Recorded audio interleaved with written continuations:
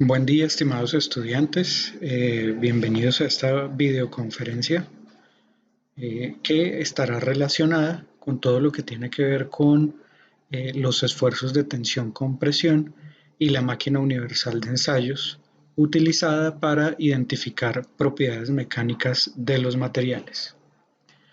Primero, me gustaría hablar un poco de qué es resistencia de materiales. En este contexto de la resistencia de materiales, pues encontramos que siempre que nosotros tengamos una aplicación práctica de ingeniería, pues vamos a encontrar con que los materiales van a estar sometidos a un grupo de fuerzas que podemos establecer como tracción, que es la fuerza de tensión aplicada sobre un material, la flexión, que es la fuerza que produce un pandeo, compresión, que son fuerzas externas pero en dirección opuesta a la de tracción, eh, y en general, pues esto lo vamos a encontrar principalmente en estructuras, como por ejemplo en este caso que es un puente o este columpio, pero también en aplicaciones de máquinas y mecanismos que son mucho más cercanas a las aplicaciones que tenemos en ingeniería industrial. Si nosotros hablamos ahora de la definición de un sólido elástico, vamos a entender este sólido elástico como aquel que se puede deformar como resultado de la aplicación de una fuerza externa, pero que al retirar esa fuerza externa, el sólido puede recuperar su forma original. Y entonces estaríamos diciendo que ese tipo de deformación es una deformación elástica reversible y ocurre en sólidos elásticos. Entonces aquí vemos esta figura, yo tengo un sólido de una longitud original, al aplicarle una fuerza, el sólido va a sufrir una deformación y se alarga, pasando de una longitud L0 a una longitud L, como resultado de la aplicación de la fuerza. En ese caso, estaríamos hablando de un sólido elástico. Ahora, si relacionamos esa elasticidad y la deformación, como les venía diciendo, pues la elasticidad nuevamente es la propiedad del sólido de permitir que se deforme en presencia de fuerzas externas. Sin embargo, la deformación puede ser elástica o plástica. Entonces, la deformación elástica es la que puede volver a su estado original. Es decir, imagínense un caucho, yo lo estiro y si lo suelto, el caucho vuelve y recupera su forma original. En cambio, la deformación plástica, pues es, acá tenemos este ejemplo, esta figura, que definitivamente el material ya no va a poder recuperar su forma original. En cuanto a las características de un sólido elástico, vamos a decir que es homogéneo, que es continuo y que es isótropo. Es decir, que al interior del cuerpo sólido, el material del que está construido este cuerpo tiene estas características. Al ser homogéneo, significa que su distribución es uniforme. Al ser continuo, vamos a considerar que al interior del material vamos a tener características mecánicas uniformes y al ser isótropo quiere decir que está orientado en un solo sentido. Y a partir de esto, nosotros vamos a poder proponer modelos matemáticos que permitan la comprensión y la interpretación de las propiedades mecánicas de ese material. Ahora voy a introducir la definición de equilibrio estático y de equilibrio elástico. La definición de equilibrio estático es muy elemental, viene de la física y sencillamente vamos a tener dos consideraciones, que la sumatoria de fuerzas sea igual a cero y que la sumatoria de momentos también sea igual a cero. Esto significa que tanto las fuerzas en X, Y y Z van a tener un valor igual a cero en su sumatoria, es decir, el conjunto de fuerzas en cada uno de esos ejes, y lo mismo la sumatoria de momentos en X, Y y Z también van a ser iguales a cero. Por otra parte, en el equilibrio elástico va a aparecer la misma condición, la sumatoria de fuerzas es igual a cero y la sumatoria de momentos es igual a cero. Sin embargo, debemos agregar una consideración adicional que es el equilibrio interno, que indica que las fuerzas o los esfuerzos aplicados al material se van a distribuir uniformemente a lo largo de todo el sólido. De esa forma hablaríamos de un equilibrio interno y estaría determinado en su completitud el equilibrio elástico. En cuanto a las propiedades de los materiales, las podemos dividir en cuatro: químicas, físicas, mecánicas y dimensionales. Dentro de las características químicas encontramos la composición, las inclusiones, la electronegatividad, la configuración espacial, la resistencia química, la resistencia a la oxidación o corrosión y la inflamabilidad.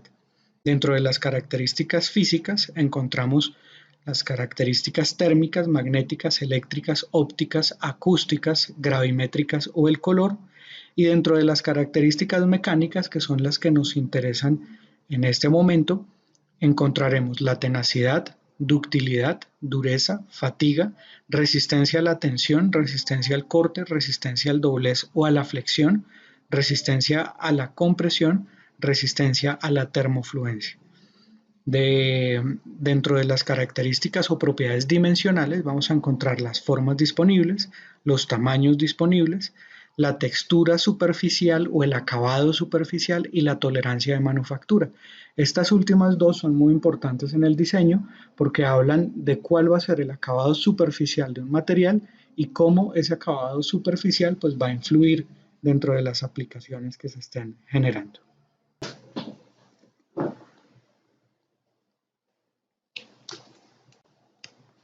Muy bien. En cuanto a la definición de esfuerzo, que es otro parámetro importante que vamos a tener que considerar dentro de esta temática, vamos a definir esfuerzo o tensión, esfuerzo de tensión, a la fuerza por unidad de superficie que está siendo aplicada sobre el sólido. Este esfuerzo va a ser positivo si hablamos de tracción o alargamiento y negativo si hablamos de compresión, y se va a calcular de esta manera. El esfuerzo sigma es igual a la fuerza dividido entre el área de la sección transversal del sólido al que se le está aplicando esta fuerza. Aquí vamos a tener los esfuerzos principales. Entonces el esfuerzo de tracción, observamos que la fuerza es perpendicular al área de la sección transversal del sólido, pero hacia afuera. Entonces va a tender a alargar el sólido, a tensionarlo. Por eso lo llamamos tracción. Compresión es el mismo caso, pero la dirección de la fuerza es opuesta y de ahí aparece que el esfuerzo de compresión sea negativo. El esfuerzo de flexión es el esfuerzo aplicado sobre un cuerpo que va a ser paralelo al área de la sección transversal y va a producir esta deformación. El esfuerzo de cortadura o de cizalladura es el esfuerzo que va a tender a producir una ruptura paralela a la sección transversal del material. Y el esfuerzo de torsión es el esfuerzo que va a tender, que es producido por un momento torsor, y ese momento torsor pues va a producir una deformación torsional sobre el cuerpo. Dentro de las formas estructurales principales pues vamos a encontrar varios tipos. La primera de ellas con una dimensión mucho mayor que las otras dos. Y pues aquí estaríamos hablando, por ejemplo, de las barras rectas. Pensemos en una columna y nos vamos a dar cuenta que la longitud de la columna va a ser mucho mayor a las dimensiones de su sección transversal. Entonces, dentro de esta misma categoría encontraríamos, por ejemplo, vigas, pilares, ejes, barras, arcos, cables, ¿sí? Que tenemos una longitud o una dimensión mucho mayor que la otra. El otro caso es cuando tenemos una dimensión mucho menor que las otras dos. Y en ese caso, pues estaríamos hablando de membranas, placas y láminas. Imaginémonos una hoja de papel donde el área de la hoja, es decir, alto por ancho, pues son dimensiones mucho mayores que la del espesor de la hoja, que es una dimensión considerablemente más pequeña. Y de forma general, pues vamos a encontrar que todos estos elementos pues van a estar ligados entre sí por uniones o juntas. Entonces allí, por ejemplo, vamos a encontrar nudos o juntas, por ejemplo, en las máquinas bielas, cigüeñales, articulaciones. Entonces todo este tipo de elementos pues van a dar lugar a estas formas estructurales. Entonces en esta primera figura A, por ejemplo, encontramos una viga, la figura B es un pilar, la figura C es una placa, la figura D es un cable y la figura E es una armadura. Aquí en la armadura nosotros podemos ver varias barras y en este punto, fíjense que esto es una barra, esto es una barra, perdón, esto es una barra y en este punto pues yo voy a encontrar esas uniones que estamos mencionando que van a permitirme la unión de las barras para conformar la armadura. También fíjense que aquí yo tengo una viga curvada donde tengo una longitud que es mucho mayor al área de la sección transversal. Puedo tener vigas con sección variable. Observamos aquí una sección transversal mucho menor que esta. Las láminas, que serían un caso de tener una dimensión mucho menor a las otras dos. Entonces observemos que esto es una lámina enrollada. El espesor es muy delgado, sin embargo, pues esta área pues va a ser muy grande. Lo mismo va a pasar con las placas y aquí pues tenemos otro ejemplo de una viga curva. Eh, Aquí está la combinación de todo este tipo de sólidos, ¿no? Entonces yo tengo una estructura central, un mástil, pero ese mástil va a estar cubierto por una membrana, ¿sí? Entonces son ejemplos de ese tipo de aplicaciones. Cuando hablamos de propiedades mecánicas, vamos a decir que estas son las características que determinan el comportamiento del material cuando éste está sujeto a esfuerzos mecánicos. Y esta es una consideración muy importante en el diseño de un producto porque las propiedades mecánicas van a determinar la cantidad, la resistencia a esfuerzo que puede ser aplicado a este material con esa geometría en particular.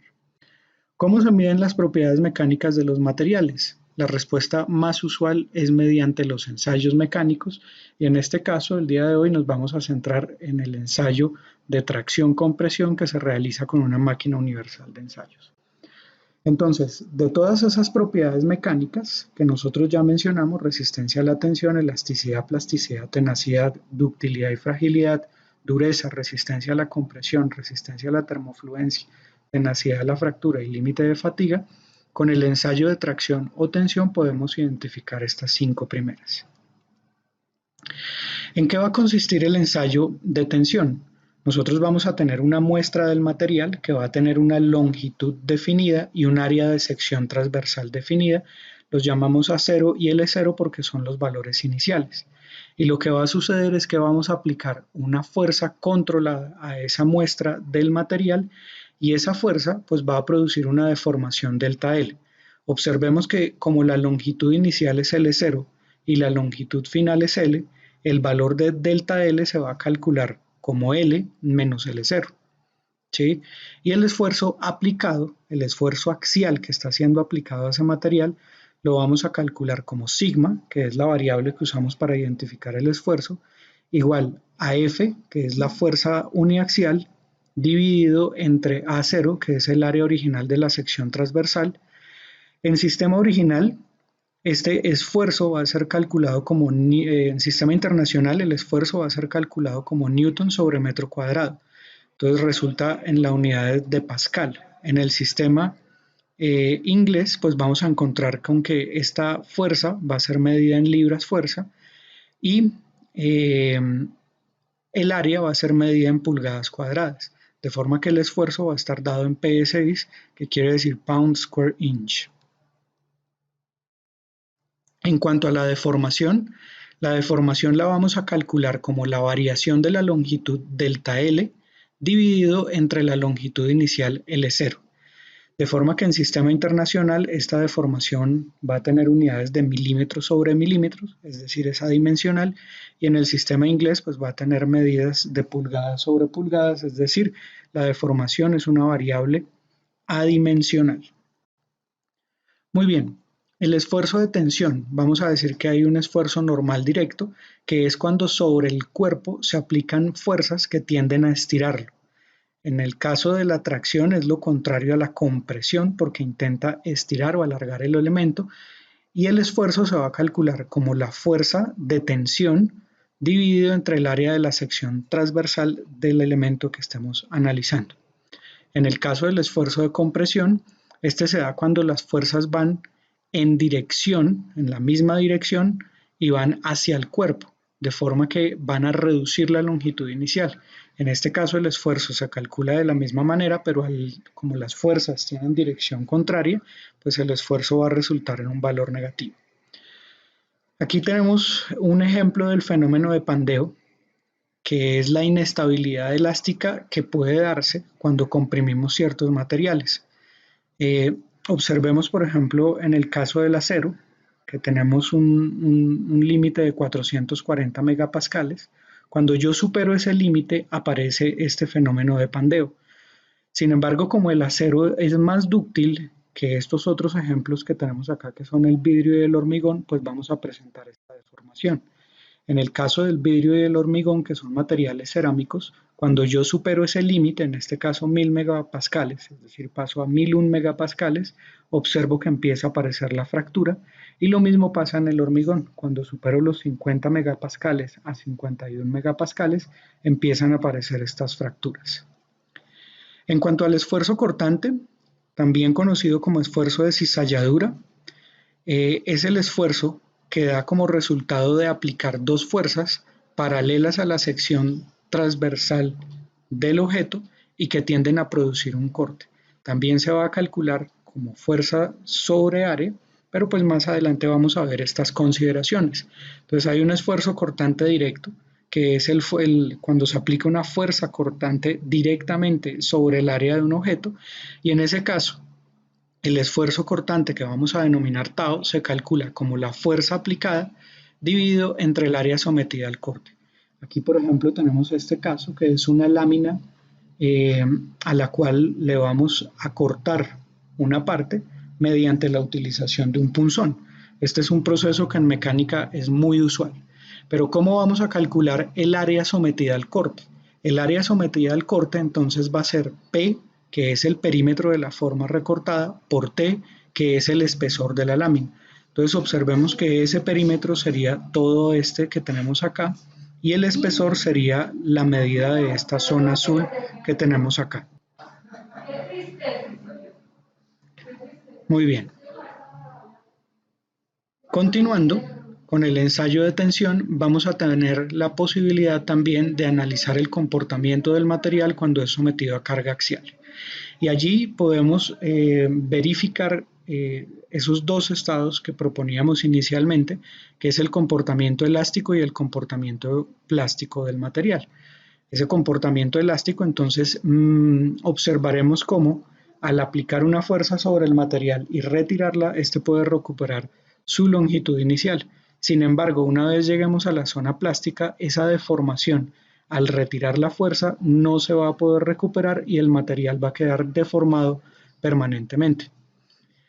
En cuanto a la elasticidad por tracción y compresión, vamos a decir que el esfuerzo y deformación del cuerpo, entonces si la tensión es hacia afuera del cuerpo, vamos a decir que es una fuerza de tracción, y si la tensión es hacia adentro del cuerpo, es decir, es negativa, entonces vamos a decir que es una fuerza de compresión. En cuanto a la definición del esfuerzo de tensión, vamos a decir que el esfuerzo de tensión va a ser igual a la fuerza de tensión dividido entre el área de la sección transversal, y como ya mencionamos está dado en newton sobre metro cuadrado. Y el resultado será un cambio en la longitud del cuerpo que estamos analizando. Si la longitud es L0, que es la longitud original del cuerpo, y L es la longitud después de aplicar el esfuerzo, el alargamiento producido se calculará como delta L igual a L menos L0. Si delta L es mayor a 0, significará que la longitud final es mayor que la longitud inicial y tenemos una fuerza de tracción. Si delta L es menor a 0, significa que L es menor que la longitud original y vamos a tener una fuerza de compresión. Para definir la deformación dependerá de la tensión por unidad de área de la sección transversal, y esta deformación se conoce o se calculará como el coeficiente de variación de la longitud producida. De esta forma, epsilon, que es la deformación, se calculará como delta L sobre L0 y será dimensional. En forma paralela, nosotros podemos decir que de acuerdo a la ley de Hooke, el esfuerzo va a ser directamente proporcional a la deformación, y para convertir esta proporcionalidad en una igualdad utilizaremos una constante que es el módulo de elasticidad, también conocido como el módulo de Young. Dado que epsilon es una variable adimensional, para que la igualdad se cumpla, necesariamente las unidades del módulo de Young estarán dadas también en newton por metro cuadrado en el caso del sistema internacional, o en PSI para el caso del sistema inglés. Aquí tenemos un ejemplo de cómo se va a ver el resultado de un ensayo de tracción. Entonces, vamos a tener dos ejes. El eje horizontal va a ser la deformación epsilon y el eje vertical va a ser el esfuerzo sigma. Vamos a tener una primera zona que va a ir desde 0 hasta el punto A y allí vamos a tener el comportamiento elástico, ¿sí? Este punto A también lo vamos a conocer como el límite de proporcionalidad, que es el límite en el cual la ecuación que veíamos previamente de la ley de Hooke tiene un cumplimiento total y podemos decir que el esfuerzo es directamente proporcional a la deformación. Luego, a partir de ese punto y hasta el punto B, que es el límite de elasticidad o punto de excedencia, entonces vamos a decir que de 0 a B es donde el material todavía tiene un comportamiento elástico. A partir del punto B, el material ya va a tener deformación plástica, lo que significa que no va a poder recuperar su forma original. Desde el punto C en adelante vamos a tener el inicio del comportamiento plástico hasta el punto de fractura del material, donde D es el límite de ruptura o es el punto donde el material se va a romper permanentemente. Otra característica importante es que nosotros vamos a decir que la deformación permanente o la deformación máxima sufrida por el material la vamos a calcular a partir de este punto C, que es el punto de inicio del comportamiento plástico. Y lo que haremos es proyectar esta línea recta y el punto en el que esa línea recta, que tiene la misma pendiente que resulta ser el módulo de Young, corte la línea de deformación, en ese punto nosotros vamos a decir que ahí es donde vamos a encontrar el valor de la deformación permanente. Aquí tenemos algunas constantes típicas de los materiales. El módulo de elasticidad o módulo de Young, expresado en gigapascales. El módulo de rigidez, que es el módulo utilizado para calcular el esfuerzo cortante. Y la relación de Poisson.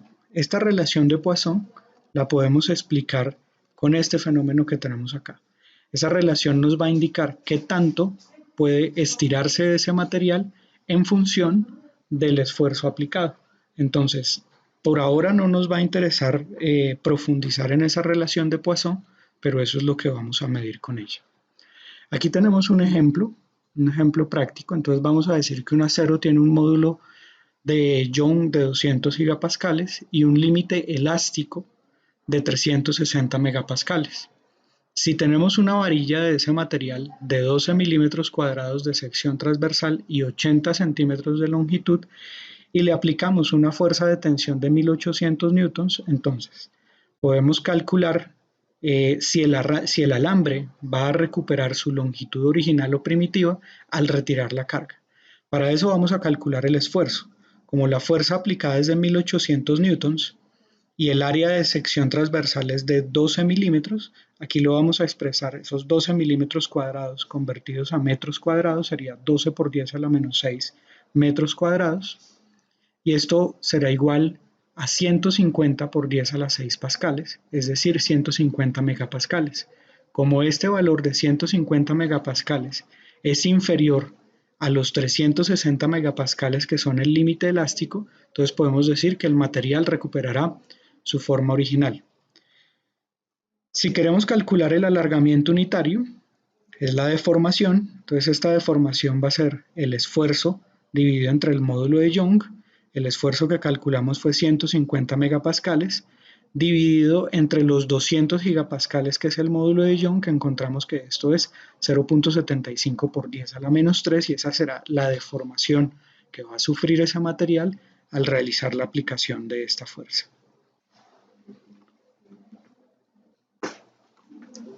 Muy bien, ahora para definir el límite elástico y la proporcionalidad, vamos a decir que el límite elástico o límite de elasticidad es el valor máximo de las fuerzas exteriores por unidad de área, es decir, el esfuerzo máximo aplicado que el sólido puede soportar y seguir comportándose de forma elástica. Y el límite de proporcionalidad va a ser el valor máximo del esfuerzo aplicado al sólido para que se cumpla la proporcionalidad planteada en la ley de Hooke.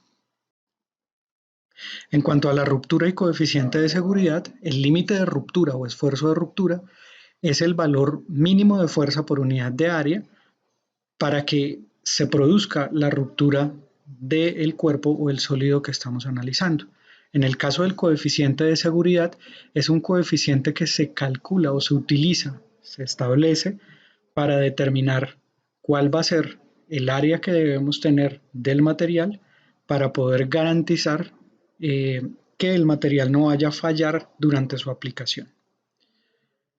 Muy bien, la deformación elástica establece la ley de Hooke. Entonces, lo que nos va a decir esta ley simplemente es que el esfuerzo es igual al módulo de Young por la deformación. Y ese módulo de Young pues, va a estar dado en unidades de pascales. En cuanto a la tensión de corte, vamos a tener que el valor de tau, que es el esfuerzo cortante o esfuerzo de cizalladura, va a ser igual a G, que es el módulo de rigidez, por gamma, que es la deformación de rotación que está produciéndose debido a ese esfuerzo torsional aplicado. También este módulo de cortadura o de rigidez, pues lo vamos a definir como en unidades de pascales. Y aquí pues tenemos un ejemplo de una máquina universal. Entonces, ¿en qué va a consistir la máquina universal de ensayos? Va a tener una mordaza fija y una mordaza móvil. En general, estas mordazas se van a desplazar entre ellas, separándose o aproximándose, para estirar una probeta. En este caso, esto que vemos acá es la probeta. Y lo que va a suceder es que nosotros vamos a medir ese desplazamiento y vamos a medir la fuerza aplicada. De forma que en algún momento esta probeta se va a romper. Si ustedes se fijan, una probeta va a estar compuesta de 3 partes. Va a tener 2 partes que son las que se van a utilizar para sujetar el material a la máquina, y va a tener una parte que es donde el material se va a fracturar o a fallar. Eso lo vamos a conocer como el tercio medio. Aquí pues podemos ver un ejemplo de eso. Sin embargo, ya les voy a mostrar un video de la máquina universal de ensayos que nosotros fabricamos aquí en el programa de Ingeniería Industrial a Distancia como resultado de nuestros proyectos de investigación, y que además nos permite realizar ensayos de tracción y de compresión sobre materiales hiperelásticos, es decir, materiales que tienen una zona elástica muy larga, que pueden recuperar su forma original y que tienen aplicaciones muy interesantes en la robótica blanda. En cuanto a las probetas, principalmente vamos a encontrar de 2 tipos, probetas cilíndricas y probetas planas. Sin embargo, el principio es el mismo. Vamos a tener 2 secciones más anchas o con una sección transversal mayor y un tercio medio con una sección transversal menor, que es donde vamos a medir el desplazamiento y el esfuerzo para poder determinar las propiedades a partir del ensayo. En el caso de las probetas planas sucede lo mismo, lo único es que en este caso tenemos una sección transversal circular y en este caso tenemos una sección transversal rectangular. Este sería un ejemplo de un resultado de un ensayo de esfuerzo de formación. Entonces aquí tenemos la gráfica de fuerza de desplazamiento que entregaría la máquina. Y a partir de esta gráfica podemos medir el esfuerzo de fluencia, la rigidez, la resiliencia, la resistencia a la tensión, la ductilidad y la tenacidad. Estos son algunos resultados típicos. Entonces, en el caso de un metal vamos a observar gráficas de este estilo, donde tenemos claramente definida la zona de proporcionalidad. A partir de allí tenemos la zona elástica y tenemos una ruptura muy rápida. Para los termoplásticos vamos a tener este tipo de comportamientos, entonces ya no está tan marcada esa zona de proporcionalidad y va a ser un comportamiento muy similar a los de los elastómeros, ¿sí? Entonces esos elastómeros pues van a tener un comportamiento similar, y en el caso de los cerámicos, como son materiales tan frágiles, casi que únicamente vamos a encontrar ese comportamiento de la zona de proporcionalidad, y cuando superemos esa zona de proporcionalidad va a haber una breve zona de límite elástico y inmediatamente llegamos a la ruptura. Muy bien, ¿qué podemos obtener de la zona elástica? Principalmente en la zona elástica vamos a poder medir el módulo de Young. Como el resultado de la máquina me va a entregar una gráfica de esfuerzo contra deformación, y el módulo de Young yo lo puedo calcular como la variación del esfuerzo sobre la variación de la deformación, entonces diremos que el módulo de Young es la pendiente de la recta que hay en esa zona de proporcionalidad. Aquí observaríamos que en el caso del acero vamos a tener un valor típico de esa pendiente de 207 gigapascales o del aluminio 75 gigapascales. Entonces fíjese que esa pendiente que nosotros tenemos allí también es el módulo de Young. Podremos calcular la rigidez, que es la capacidad a no deformarse en la zona elástica al aplicar un esfuerzo, y esa rigidez también estará directamente relacionada o es el mismo módulo de Young. Aquí vemos el ejemplo que les estaba planteando. Tenemos dos curvas resultado de un ensayo de tensión, una para el aluminio y una para el acero. Y observamos que la pendiente del acero es mucho mayor, lo que hace que el acero sea mucho más rígido. En esa zona elástica también vamos a poder medir el límite elástico y la fluencia. Entonces, el límite elástico es el punto de la gráfica donde termina el módulo de elasticidad y se pasa de la zona elástica a la zona plástica. Entonces, observemos que aquí está la zona de proporcionalidad y por aquí en este punto estaremos pasando del límite elástico al límite plástico. Y entonces, ese es el punto que vamos a conocer como el límite elástico. Y el esfuerzo de fluencia será el esfuerzo que se genera para una deformación plástica del material en el 0.02%. Entonces fíjese que cuando yo proyecto esta línea, el corte que voy a encontrar de esa línea con la recta o con el eje de la deformación, ahí es donde voy a definir el esfuerzo de fluencia. Entonces cuando yo encuentro este 2% y lo proyecto, ese va a ser mi esfuerzo de fluencia. También en la zona elástica puedo medir la resiliencia. La resiliencia va a ser la capacidad que tiene el material de absorber energía antes de deformarse plásticamente, y entonces pues es esta zona en verde que estamos viendo acá. Y lo vamos a calcular como el área bajo la curva de la zona elástica del material. Dentro de la zona plástica, el primer valor que puedo medir es el esfuerzo máximo del material. Y ese esfuerzo máximo, pues tal cual, va a ser el máximo esfuerzo aplicado durante todo el ensayo de tracción. También puedo medir la tenacidad, que es la energía por unidad de volumen que puede absorber el material antes de romperse, y entonces esa tenacidad va a ser el área total, el área bajo la curva del ensayo total hasta la ruptura, como lo vemos acá en esta gráfica.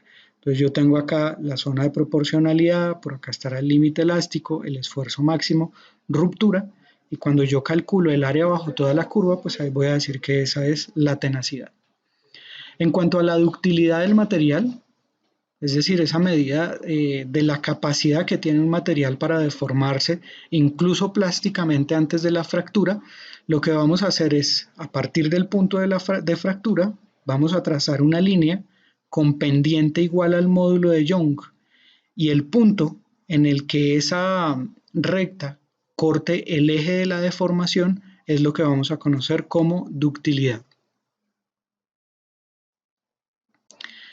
Entonces acá, por ejemplo, tenemos dos materiales, un acero 2024 templado y un acero 2024 anodizado. Entonces, la pregunta es, ¿cuál de los dos es más tenaz? ¿Sí? Cuando nosotros definimos tenacidad, dijimos que era el área bajo la curva. Si volvemos acá, entonces vamos a observar que esta gráfica pues va a tener un área bajo la curva que es considerablemente mayor a esta, por lo cual vamos a decir que este acero templado pues va a tener una mayor tenacidad que el otro que estamos presentando. Aquí tenemos una probeta después de un ensayo de tensión y qué está sucediendo durante el ensayo. Entonces durante la primera parte del ensayo vamos a tener una deformación que es directamente proporcional al esfuerzo.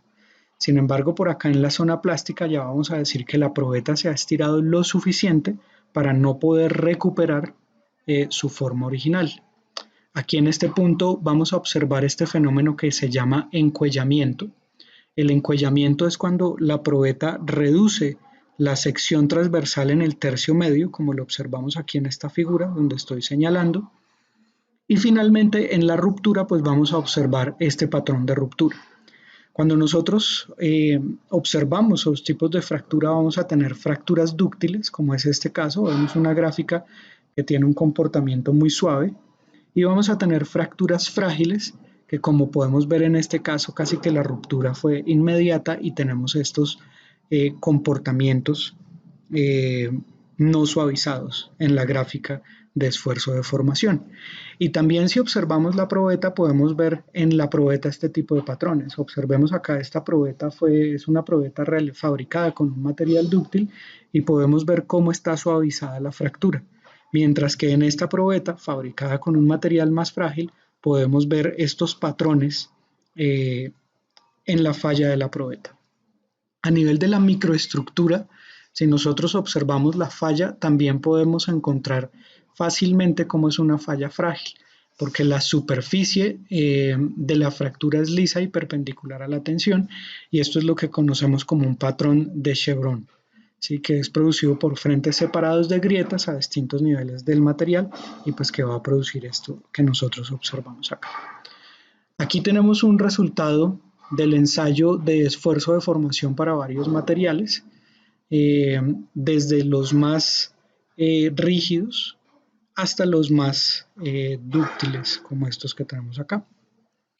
Muy bien, ahora me gustaría compartir con ustedes este video, que es de la máquina universal de ensayos que les mencionaba que se fabricó dentro del programa de Ingeniería Industrial a Distancia como resultado de un proyecto de investigación. Aquí pues observamos la puesta a cero de la máquina. Esa puesta a cero de la máquina pues sencillamente es el desplazamiento de la mordaza móvil para llevarla hasta la mordaza fija de forma que podamos sujetar la probeta dentro de esas dos mordazas. Aquí voy a adelantar el video. Aquí vemos cómo se va desplazando la mordaza móvil hasta que llegamos al punto donde está la probeta. Cuando llegamos a ese punto, entonces ahí vamos a posicionar la probeta en las mordazas.